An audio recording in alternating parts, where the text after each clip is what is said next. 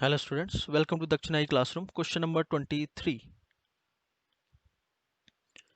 Limit y approaches towards 0 और फिर limit x approaching towards infinity. तो यहाँ ये क्वेश्चन ये है कि सबसे पहले x में लिमिट लगी हुई है, फिर उसके बाद हमें y के लिए सॉल्व करना है. ये क्लियर होना चाहिए, ठीक है. तो सबसे पहले ये जो लिमिट है x में उसको सॉल्व करेंगे, फिर y के लिए सॉल्व करेंगे. मतलब यहाँ पर जो भी y है वो इस लिमिट के लिए कांस्टेंट है. बात समझ में आ रही है? तो एक बार एक्सप्रेशन लिख लेते हैं. ये लिखा हुआ e power x ln 1 plus A Y upon में x, ठीक है, minus e power x ln 1 plus we Y upon में x, ठीक है, होल डिवाइडेड बाय क्या है y, ठीक है. हाँ, अब आप देखो यहाँ हो क्या रहा है. यदि x इन्फिनिटी की तरफ जाएगा तो ये कहानी कहाँ जाएगी, ए वाई अपॉन में x कहाँ जाएगा, जीरो की तरफ.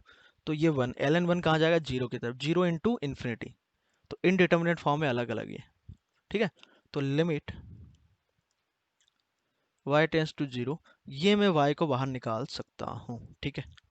अब अंदर जो है वो क्या है, limit x tends to infinity, और बचा क्या है यहाँ पे, ये पूरी कहानी, ये और ये, ठीक है, ये और ये.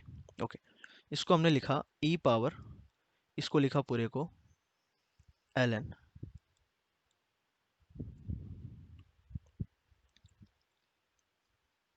1 प्लस ए वाई अपॉन में x, और इस x को लिख दिया मैंने 1 बाय x, ठीक है. ये e की पावर में चल रहा है पूरा ये, ठीक है, माइनस e पावर, यहाँ भी ऐसे ही किया हमने, ln 1 plus we Y upon में x, और इसको क्या लिख दिया 1 बाय x, ठीक है. ये पूरा एक ब्रैकेट, ये जो लिमिट लगी है इसमें लगी हुई है, ठीक है. So limit y approach towards 0 1 upon में y, ठीक है. अब क्या कर रहे हैं हम, ध्यान से सुनना.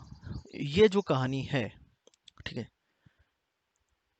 ये कहाँ जा रही है, जीरो की तरफ, ये भी जीरो की तरफ जा रहा है. तो इसको मैं ए वाई से यहाँ पर, यहाँ ए वाई यदि हम ले आए तो फिर डिवाइड, तो यहाँ डिवाइड किया है हमने इस पूरे एक्सप्रेशन में, तो फिर मल्टीप्लाई भी करना पड़ेगा, ठीक है.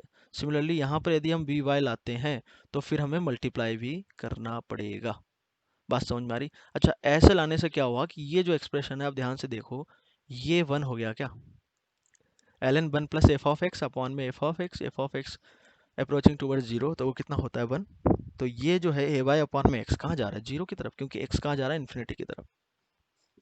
बात समझ में आई? अब बात आती है कि अलग अलग लिमिट निकाल सकते हैं क्या, बिल्कुल निकाल सकते हो यदि एग्जिस्ट कर रही है तो, ठीक है. तो ये जो पूरी लिमिट है, ये कितनी आ गई, ये तो 1 हो गया इंटू ए वाई, तो ई पावर ए वाई हो गया. तो ये हो गया ई पावर, ये पूरा हो गया 1 इंटू ए वाई. सिमिलरली ये जो एक्सप्रेशन है ये भी 1 हो जाएगा, तो E power 1 into B Y. Clear है? अब लिमिट लगेगी y पर, तो लिमिट y टेंस टू 0, ये हो गया e पावर ए वाई माइनस ई पावर बी वाई. हमने क्या किया, e पावर वी वाई ऊपर से कॉमन ले लिया, तो यहाँ क्या आ जाएगा, e power a minus b into y minus 1 divided by कितना है, y, ठीक है. अब y जीरो की तरफ जा रहा है, तो a minus b into y भी कहाँ जाएगा, जीरो की तरफ.